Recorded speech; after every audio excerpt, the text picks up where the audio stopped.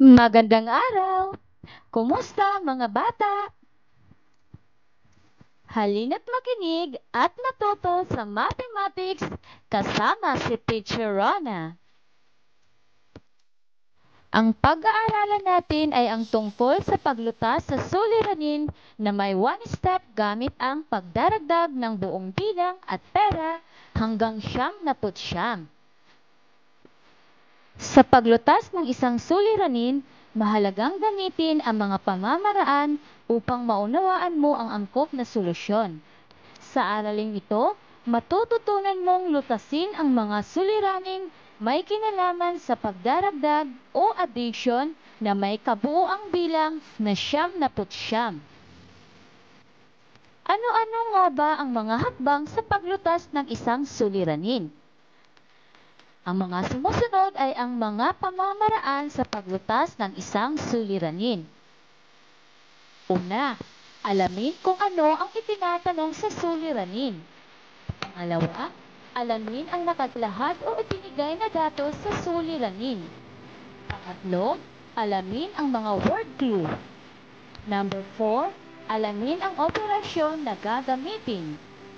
Number 5, alamin at isulat ang pamilang na pangungusap. At ang panghuli, ibigay ang tamang sagot. Narito ang isang suliranin. Basahin natin at unawain. Pansinin kung paano ito nilutas gamit ang mga hakbang o nasabing pamamaraan. Si Vilma ay isang masinop na bata. Noong nakaraang buwan ay nakaipon siya ng halagang 70 pesos at halagang 20 pesos naman ng sumunod na buwan. Magkano lahat ang naipong pera ni Velma sa loob ng 2 buwan? Sa paglutas ng isang suliranin ay may mga hakbang tayong sinusunod. Una, alamin kung ano ang itinatanong sa suliranin. Ano nga ba ang itinatanong sa suliranin ito? Ang tinatanong ay, magkano lahat ang naipong pera ni Velma sa loob ng 2 buwan? Paalala, kapag ang suliranin ay may kinalaman sa pera, ang salitang magkano ay papalitan natin ng pariralang kabuuang halaga ng. Kaya, ang itinatanong sa ating suliranin ay kabuuang halaga ng naipong pera ni Velma sa loob ng 2 buwan. Pangalawang hakbang. Ano-ano ang mga naibigay na dati sa suliranin na makakatulong sa paglutas nito?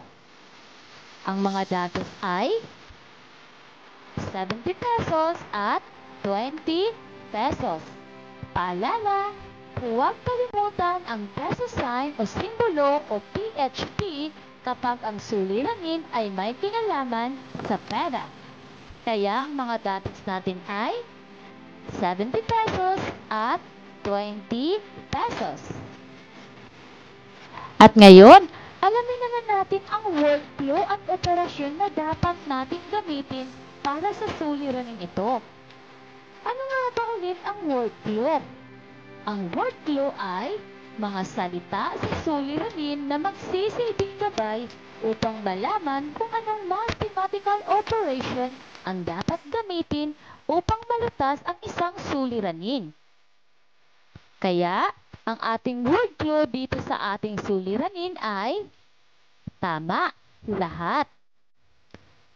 Kapag ang word clue natin sa suliranin ay lahat, ang gagamitin nating operation o operasyon ay addition o pagdaragdag.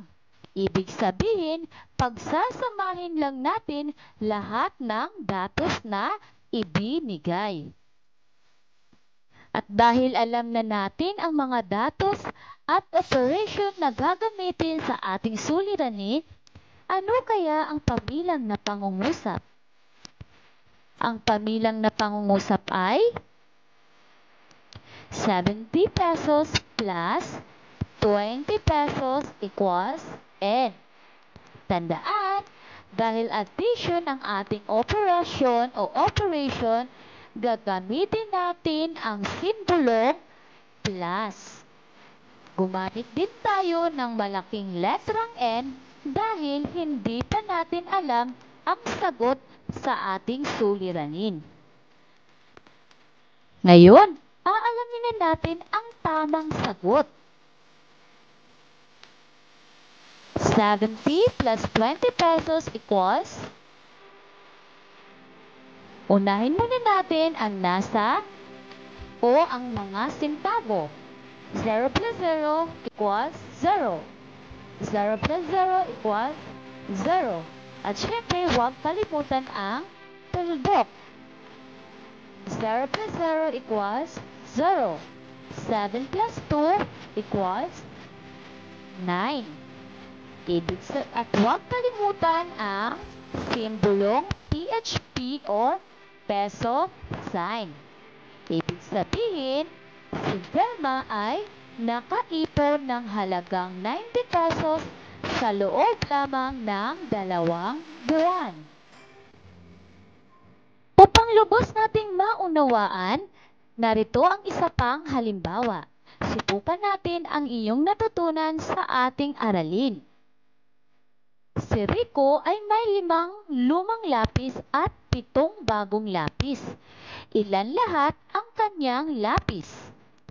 So, ang unang hakbang natin ay, ano ang itinatanong sa suliranin? Paalala, kapag ang tinatanong ay ilan lahat, papalitan natin ng pariralang kabuoang bilang ang salitang ilan. Kaya, ang itinatanong sa ating suliranin ay kabuoang bilang ng lahat ng lapis ni Rico. Ano-ano ang mga datos na ibinigay sa suliranin? Magaling! Ang mga datos ay 5 at 7. 5 para sa mga lumang lapis at 7 para sa mga bagong lapis. At ang pangatlong hakbang, ano ang word clue na makikita sa suliranin? Magaling! Ang word clue ay lahat. Dahil lahat ang ating word clue, ano kaya ang operation na ating gagamitin? Ang operation na gagamitin ay addition o pagdaragdag. Ibig sabihin, pagsasamahin natin ang lahat ng datos. At syempre, ano ang pamilang na pangungusap? Dahil addition ang ating operation, ang pamilang na pangungusap ay 5 plus 7 equals N. Paalala ulit, gumamit tayo ng malaking letrang N dahil hindi pa natin alam ang ating sagot. Gumamit din tayo ng plus sign dahil ang ating operation ay addition o pagdaragdag. At ngayon, alamin na natin ang tamang sagot. 5 plus 7 equals, magaling mga bata, 12. Ibig sabihin, si Rico ay may 12 lapis. Ilan lahat ang lapis ni Rico? Tama, 12. Muli, ako si Teacher Rona. Maraming salamat. Paalam.